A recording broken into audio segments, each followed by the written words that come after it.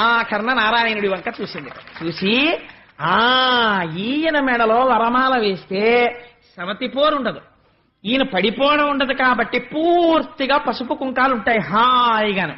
సమస్త సంపదలకు ఇతను ఇల్లు.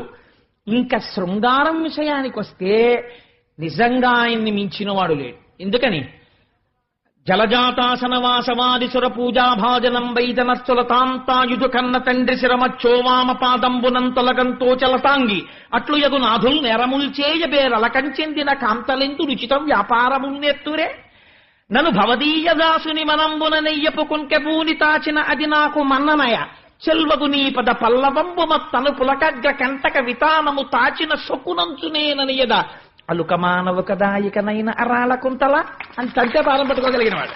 అందుకని అంతటి శృంగారమూర్తి, చందన శీతలుడు, అంత చల్లటివాడు, పరమదయాళు, ఎంత